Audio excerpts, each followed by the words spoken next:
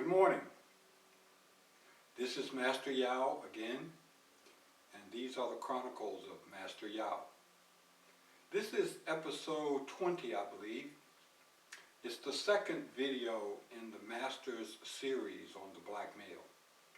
The title is The Epigenetics of the Black Male, and that's a fitting title.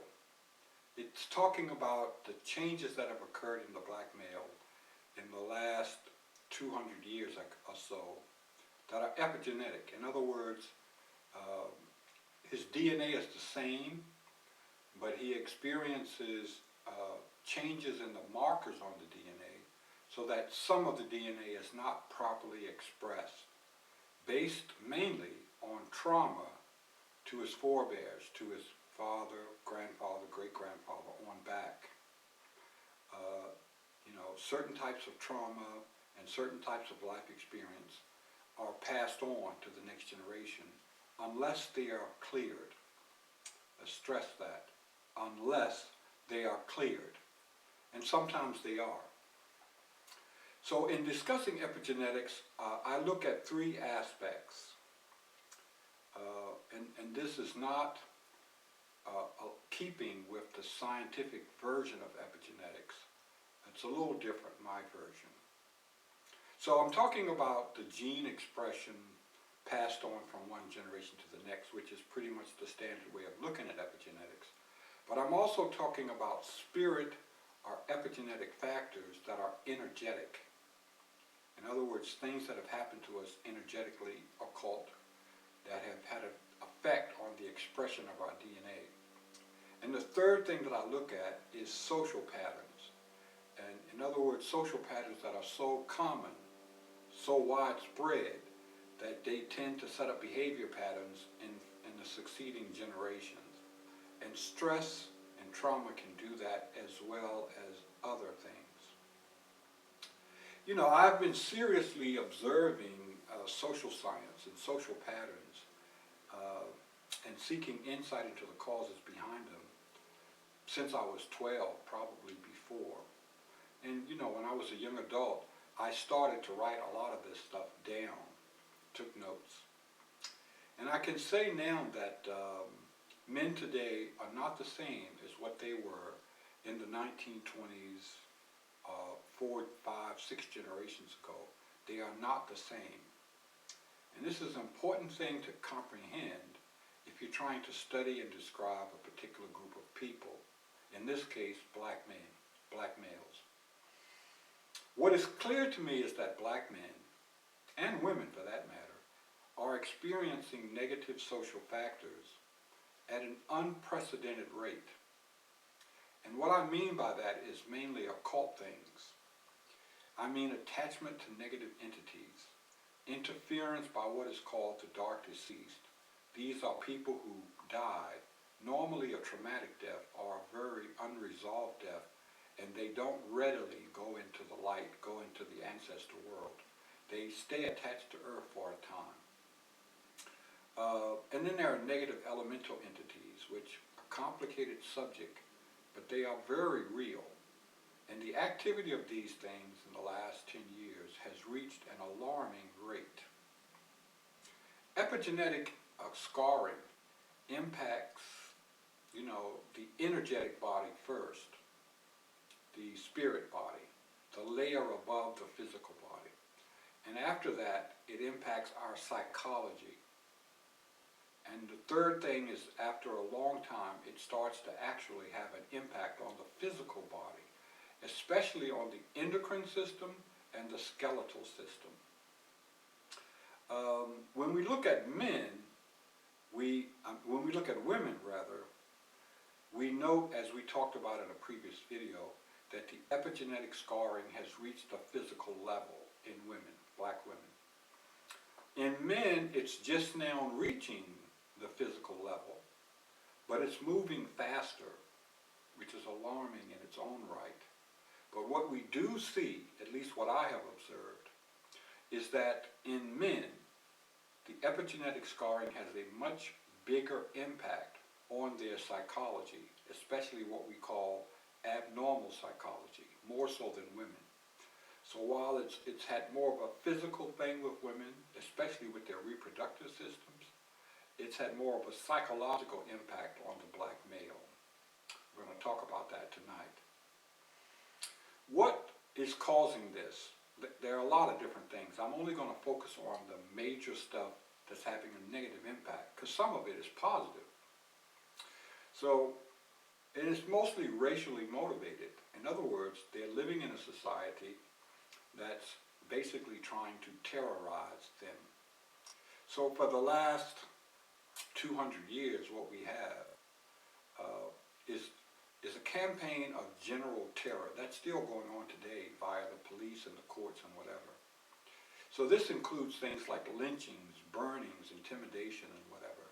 In other words, it's trying to invoke mass raw fear. In other words, it's an intimidation type thing.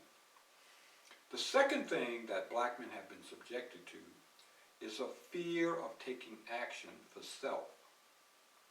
In other words, when you have things like false arrest, torture, threats, assassination of leaders, when people are put in cramped public housing, raids on towns that are predominantly black, surveillance, kidnapping of children, these types of tactics are an attempt to provoke a different type of fear.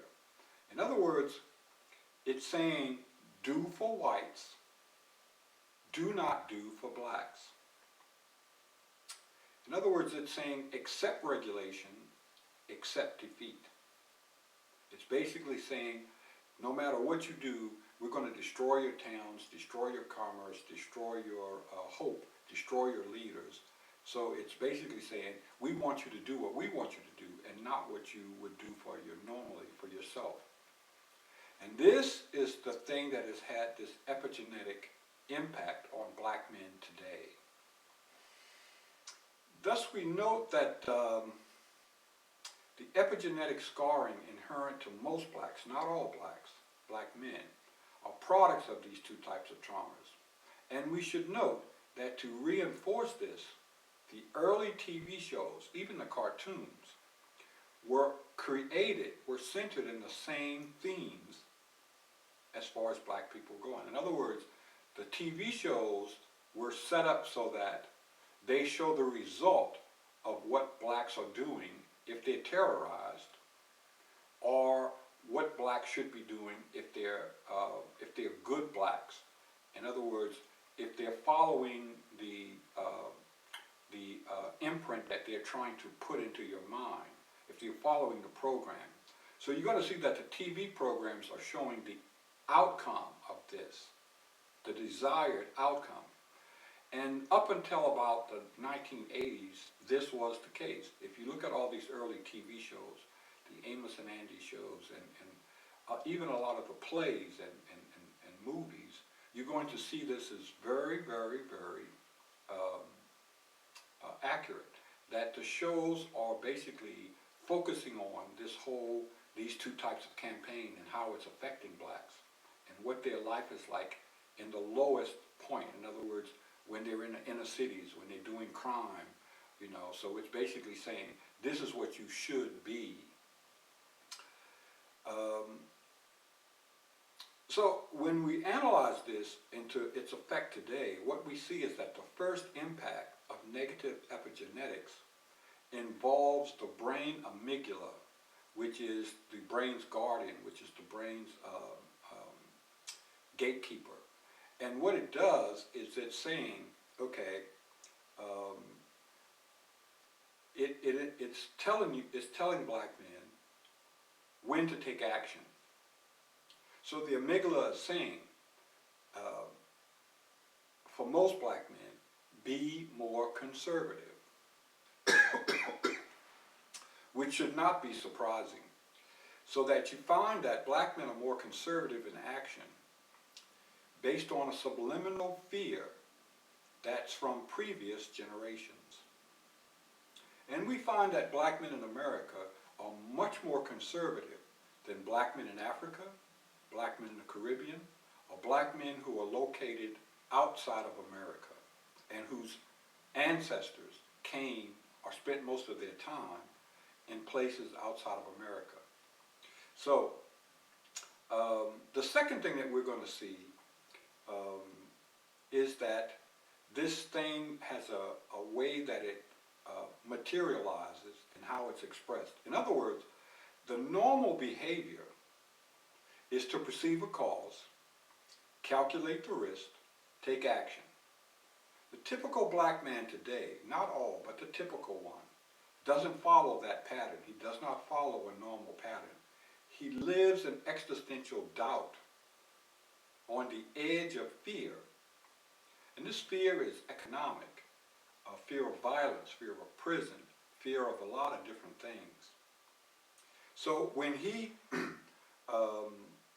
experiences something that arouses his subliminal fears, here's what he does. He first denies the cause. Remember, before we said the normal perception is to perceive the cause, calculate the risk. In the second case, in the abnormal case, what the black man does is denies the cause. Then he quickly invalidates the victim, which is sometimes himself. Then he criticizes and distances himself from the other black men who are taking action, who are having the normal response. You're going to see this all the time, and it causes conflict. So then the final thing that he does, when you know that he's abnormal, is that he criticizes and complains about the negative outcomes, the ones that he refuses to take action to stop. So then we look at the second major category of epigenetic scarring. It's damage to the upper energetic bodies, especially what we call the quantum field. And we're talking about things like misalignments, entity attachments, curses, and there's a real way that curses manifest. We'll talk about that. Ancestor interference, and some things that are difficult to describe unless you're very familiar with esoteric subjects and the occult. The average man doesn't even possess the vocabulary to really have a discussion about this, so we won't go too deeply into it. But these upper bodies that we're talking about are very complex. People heard about the auric field and things like that. That's the first layer of the upper body. There's layers above that. And when we talk about the quantum field layer, we're talking about the alignment of the soul. Okay? All of these things are branches of the soul. We're also going to understand that some of this occult damage, some of this occult stuff came about not from the normal epigenetic scarring, but from juju that blacks put on other blacks. This is much more widespread than people think, especially in the South, especially into pockets of blacks which still maintained a very great tie to the spiritual cultures of Africa, West Africa. So you're going to see that this practice of performing juju when you don't really know what you're doing, or if you do have an elementary knowledge of it and you're putting spells or whatever on other people, it doesn't just do that. It also impacts on your descendants. So the third major category of what we call epigenetic scarring involves the predisposition of black men to abuse females. And as we talked about in the last video, this is not something that's relatively new. It doesn't go back 200 years. It goes back 2000. It's something that affects all men, because in the history of all races, in all nations, there's been this predisposition to discount, devalue the feminine gender, which, and then the religions have been changed to reflect this, to echo this, where the religions put a lower value on the female. And this is not anything that's new. We look at it today because women have the right to vote, things like that, and they're treated a little bit more equitable. And we don't realize that, 200 years ago, women were not allowed to vote, and they were seen by white society more as property. And the further we go back, the worse it gets, especially in Asian countries and in Russia and places like that. Oftentimes the woman was considered a second-class citizen who was more or less under the man's domain to do with as he liked. And often this set up this predisposition to abuse her. So, black men were no different. Maybe they were better than some races, but still, this thing goes back centuries. And it has this predisposition. Now, the predisposition genetically is only in a small percentage of men. Let's be clear. But we're going to see later on that nevertheless, it has a really, really big problem it can be. We're going to find a heavy concentration of such men in extremist type organizations, especially extremist religious organizations. So you're going to see things like Pentecostals, Seventh-day Adventists, Jehovah's Witnesses. You're going to find that women coming out of those cultures will tell you there was a very heavy culture of female abuse there. In Islam, it's even more prevalent. And you're going to also see that women coming out of Islam are going to tell you that it's a much higher percentage of this type of feminine abuse going on, because the men who have this genetic predisposition are attracted to those organizations because their official policy is that females have less of a value. Thus this pits the typical black man, it puts him in a very delicate situation. Personally, I know men in this country who are, and abroad, who are friends of mine. Most people in Islam or in Seventh-day Adventists that I have known are high caliber people. Because most people in any organization are high caliber people for the most part. Some of them are my friends. They have moral fiber and their deeds are mainly good.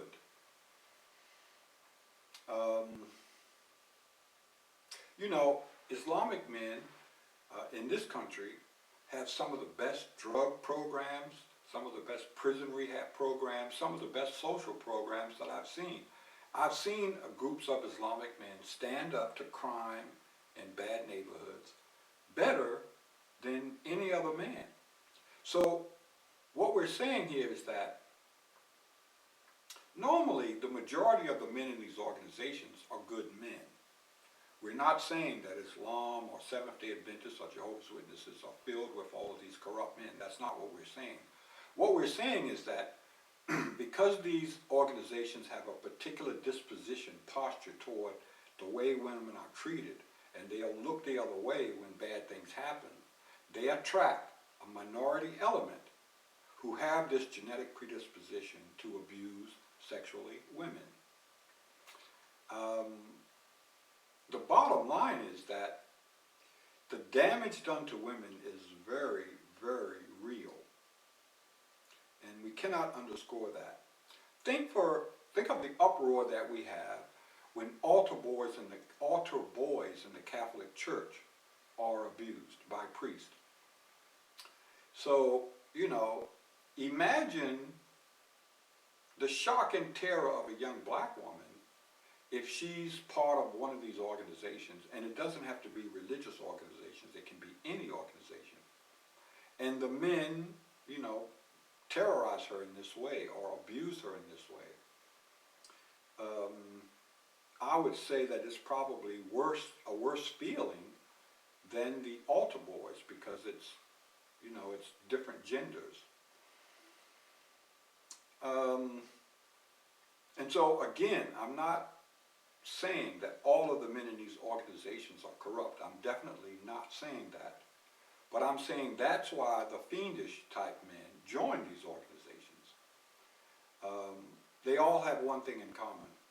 They do not value the female gender equal to the male gender. That is the problem. So, men at some point in time have to do more than pass laws and policies and things. That does not solve the problem. The problem is only solved when you stop the rape and the abuse and the beatings from happening before they happen. Let's be clear. There's other aspects to this. In other words, what I'm saying is, at some point in time, the entire group of men have to go back and start doing the hard work to removing this genetic predisposition. And that's not going to be easy. So, the next thing that we look at is this epigenetic scarring. It affects the house of the man. Now, those of you who have read the book, Awakening the Master Masculine, I'm supposed to have a copy here to hold up. I don't, but it's at the beginning of it, I believe. So you have these 4 male archetypes of masculine energy. The warrior, the healer, the eagle, the hunter, right? So we got these 3 types of epigenetic scarring. We've got fear from racial trauma, occult maladies, genetic predispositions to abuse women. The 3, and there's others. Those are the 3 main ones that I'm talking about tonight. So they're going to hinder all 4 archetypes, but the one that should be hurt the most is the warrior. Funny thing though, the African gene is it's the master gene, and it's not easily corrupted epigenetically. Now, when you have men who are light-skinned, they're going to corrupt easier. But when you have dark-skinned men, it's harder to corrupt them epigenetically. And one thing that we find in the African gene, it's very, very, very difficult, almost impossible, to suppress the warrior gene, the warrior instincts. So we're going to find that the warrior is, in the black men, somewhat not active. Why? It's not because of the epigenetic scarring, as we would suspect. It's because of them living in female-headed households, an overabundance of feminine energy, a lack of masculine energy, where the father is absent or the father is masculinely weak. He's not a very masculine man energetically. Nevertheless, in those cases, the warrior attribute is not destroyed epigenetically. No, it's still there. It's buried. And all you have to do is try to activate it, and it comes online anyway. It's almost impossible to eliminate this whole warrior thing, this warrior energy. It's just in men. What we do find is that there's a major problem with the eagle. Major problem with the eagle. There's less of a problem, but there's also, it's harder for men to activate the healer when, it's not specially activated during puberty. So we're not aware of these things, and we don't understand the process, mainly because of religion. The purpose of religion, part of it, is to keep people in line, to keep them in alignment with authority. It has lost its purpose of bringing people closer to God. It doesn't do that anymore, not for the most part. So you have this religion which denies the occult realities. It doesn't teach it, it doesn't know it. And because we are involved in the religion, we're not involved in learning about the real occult science, which is important. It's just as important as physics or math, maybe more so. So you have these bodies we talked about, these energetic bodies. They have a particular alignment, and they house a whole bank of our gifts.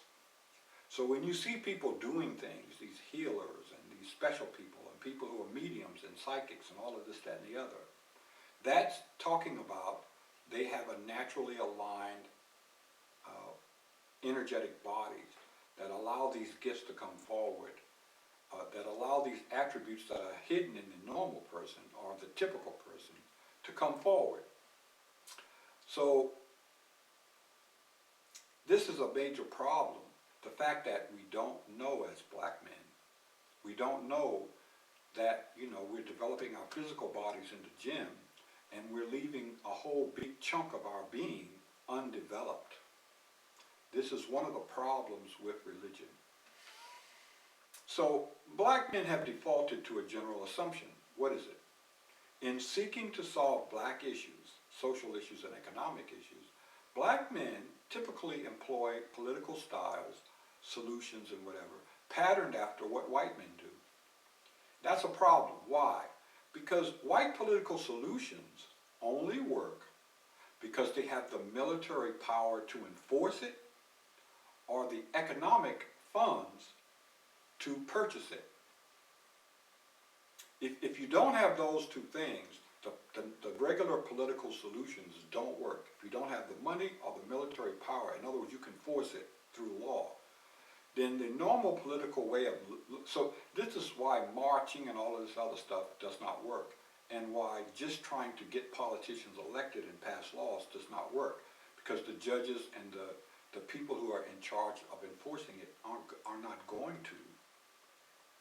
Black social solutions have an added step required that is not present when you're dealing with white social solutions. What is it? It's called the self-sabotage factor. So blacks have to first remove this self-sabotage feature from the table before moving forward with the main solution that you normally would. In other words, before we can figure out how to get black men to do things on a progressive level, we have to first understand that there's a bigger issue that has to be taken care of. Let's give us an analogy. So we have a herd of black men and we're trying to get them to cross the swollen creek, right? So, the first thing that you've got to do is get the entire herd moving in the same direction, arriving at the creek at the same time. In white society, the herd is already moving toward the creek. You don't have to worry about that. They've been, that's what they're doing because they have a government, right? And they're an intact culture, at least what exists of it. So with black men, the first thing you've got to do is get the herd moving in the same direction, arriving at the creek at the same time. That is a big problem for black men right now. And so until you deal with this self-sabotaging or this discord where they're all running around in different directions and they're leaderless, you can't really attack social issues. This unity issue, it's a gender issue, it's an alignment issue, it's an epigenetic issue, and it requires an energetic fix. We're talking spiritual, esoteric stuff here. You cannot start with a political fix. This is why organizations like the Urban League and never can work. The disunity issue is too deep now. It's too complex. It's, even to describe it, because there's occult factors involved that people just don't understand. There are too many false belief systems with the black man for him to respond logically to a political solution. Black men carry too much hate and dissent and trauma that's coming from previous generations in an epigenetic way for them to be unified. In other words, you've got 8 generations of hate, distrust, and trauma trying to express itself through the man who's alive today. So that man who's alive today, inside of him, is all of this turmoil from 8 generations trying to get resolution. Can you see that? You don't fix a transmission on a car by taking apart the engine. You've got to fix the transmission by taking apart the transmission. You got to go to where the problem is. And this is a big social problem today. Before we can fix the political social solutions, we have to fix these energetic solutions, these occult solutions. And so my recommendation is that the first thing that we do always is fix the occult stuff, fix the epigenetic stuff. Then get some money flowing that's following a pattern of a leader where it's unified, where it tends to bring unity together, and then go to the political, social stuff that we know. To further bring this into light, let's talk about something called the star cycle. It's a 400-year cycle. For blacks in America, it started in 1616, and every 50 years, it comes to a head. I've charted it, I've written about it in books and stuff like that. And it's, it's not just with black people. Everybody has this star cycle. You can chart it in the Roman Empire and the British Empire. Anything that's older than 400 years, you can see the pattern. And every 50 years, it comes to a head. So, we see that in 1866, at the end of the Civil War, that's one time when it came to a head. Let's go 50 years after that. So in 1916, that's when we had the UNIA and all of that stuff going on, Harlem Renaissance, the whole thing. In 1966, it came to the head, civil rights movement, riots, all kinds of stuff going on. In 2016, it was due to come to a head again. It did not. It did not. That's the first time in that 400-year cycle that it did not. Why didn't it? It didn't come to a head because of the social media movement. And that's a long discussion. But because of the occupation with social media and not paying attention to things, a lot of black men never got into the movement, and it never reached a climax. And what's happened is that energy is still there. It hasn't been expressed. It's building up, and it's looking for an expression. Hasn't found one yet. It's possible that there will still be some type of massive movement of black men to bring about some type of social change. But I'm not holding my breath for that. Short of this, there are still pockets, large pockets of black men ready to evolve. And the best possible path to success for those groups is for them to first look to the activation of their higher bodies, straightening out these occult problems, straightening out these epigenetic problems, before they try to do what it is that they feel in their hearts they want to do. So now we come to it. What are we really talking about? Well, I've made up a word, but it's probably something that probably should be in the dictionary. It's called negro moncey. So what is negro moncey and negro moncers? It's my definition of black people who self-hate. So, we've got black men with a large degree of success, blacks who are sort of have a lot of financial success and therefore tend to ignore history and the bad things that have been done to blacks. You've got your Uncle Toms and your Clarence Thomases, yet we're all aware of that. But what's going on there? You have, what we talked about before. And then you have people who are so ashamed of being attached to the black condition, what we call the black people brand, that they are at the point where they apologize to whites for being terrorized. Torture can do that. After a long period of torture, a suspected criminal will confess even if he didn't do it. And we know that hostages sometimes become tolerant of their captors. They call that Stockholm syndrome. But with black men, we have an especially concentrated and deviant form of this Stockholm syndrome, you want to call it.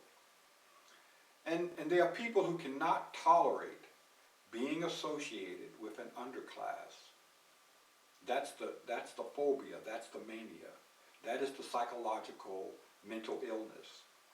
They just have gotten to a point where they just cannot tolerate being associated with an underclass. And it's not just a black thing. In China, when women were really prior to communism, when women were really having a very hard time, and the country was going through, difficulty with famine and the wars with Japan and whatever, you find that a large number of Chinese women cut their hair, changed their facial makeup to look like men, and they joined the army. And they would go without sex for years and years so that they would not have to associate as being feminine. In India, you're going to see that people in the lowest caste in India will do plastic surgery and go through all types of things so that they don't look like those people, the untouchables, they call them, the lowest class. They'll take skin lightening creams and they put marks and all tattoos and all kinds of stuff like that to make them look like somebody else. And some of them will go into hiding and not talk to their family because they have a mania, they have a psychological abnormality that prevents them from being associated with an underclass. So what we have here is a group of black men who are negromancers. And what I mean by that is that they experience extreme self-hate to the point that it's a mental illness. It's a fear of melanated peoples or a fear of being associated with them. And they can express it as a mild hate or an extreme hate. Now, to put this into context, if melanated peoples were the upper class, they would adore them because they fear them. So when you take black celebrities, those same people adore black celebrities. But if the black people that they are connected to is an underclass, they cannot stand being connected to it, to the point that they seek to sabotage it. The hate of the negromancers is further complicated by the existence of mixed blood people, mixed race people. You got light-skinned people, middle, you got all different types of, coffee complexions, cafe mocha, this, that, and the other. And so they're confused about it. These people do not desire to be white. That's a misconception. They just don't want to be black, or they don't want to be treated and connected to being black. This fear is both epigenetic, energetic, and chemical. So the black man who is a negromancer expresses normally a mild emotion, and that can be the way that it stays for several years. But if he changes jobs and his co-worker is very anti-black, and he's dealing with some type of entity connection, or he's doing drugs, it may trigger his negromancy so that it becomes more severe, and they can be dangerous. To give you, to put it into an example, negromancers are to race as transvestites are to gender.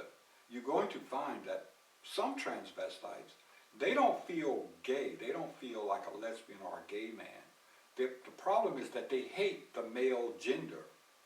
They don't want to be associated with the male gender. That's why they have the sex change operation.